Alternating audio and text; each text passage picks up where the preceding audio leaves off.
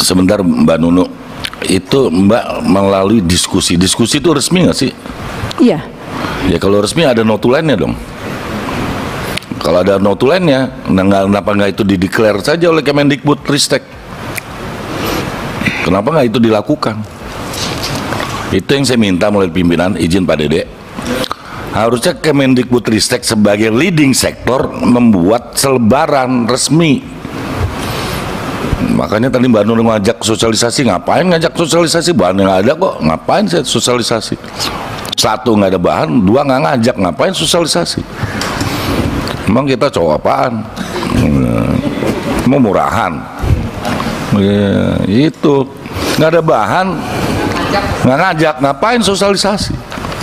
Kan tugas pemerintah itu, bukan tugas DPR. Ya kan? Camkan itu dengan baik.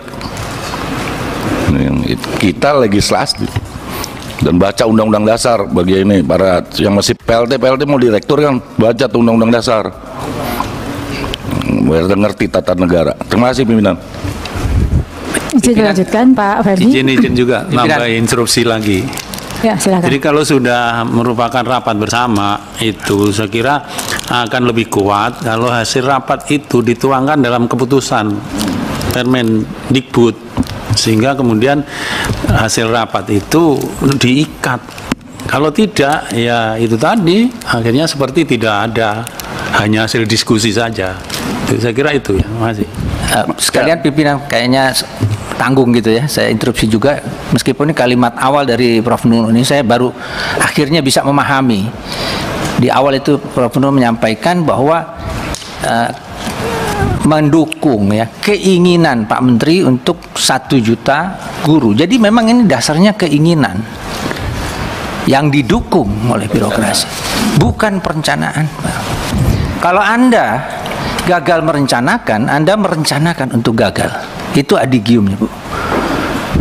Sesuatu yang didasarkan hanya keinginan lalu dideklar secara resmi, itu fatal. Seharusnya sesudah ada perencanaan, kesepakatan dengan kementerian terkait, kemudian ada koordinasi dengan pemerintah daerah sampai kuotanya, sampai formasinya, baru umumkan angka yang real dan baru melakukan rekrutmen. Kalau ini sudah direkrut lalu kemudian tidak ada formasi, 190-an ribu orang kena prank nasional. Ini prank pasti. Dan kemudian informasi 1 juta itu adalah hoax nasional. Kalau memang dari awalnya sudah begini, ya memang kita nggak bisa berharap yang pemaparan berikutnya ya hanya masalah-masalah saja terus. Oleh karena itu saya mendukung Pak Ferdi tadi. Ya kita ulang lagi lah, ada peta jalannya seperti apa untuk menanggulangi permasalahan ini. Saya dukung juga tadi pimpinan diambil alih oleh Wapres, kan begitu sebenarnya bahasa apa namanya istilahnya ini, saya membahasakan pimpinan lebih vulgar ini. Diambil alih oleh Wapres, oleh Menko Kesra, dikoordinasikan ulang, ada gawat darurat nasib 190-an ribu orang. Gawat darurat itu kemanusiaan. Saya sampaikan di dapil saya itu, Bu, ada yang belum dapat formasi, lalu kemudian ditampung secara sukarela oleh sekolah-sekolah, dan lalu guru-gurunya iuran untuk memberikan uang transport kepada guru-guru P3K yang sudah dinyatakan lulus itu. Secara kekeluargaan itulah rakyat Indonesia menolong pemerintahnya. Pemerintahnya gagal, ditolong oleh rakyatnya dengan kekeluargaan. Tidak protes, paling nangis-nangis, tidak ada gugatan hukum. Ini pertanggungjawabannya seperti apa?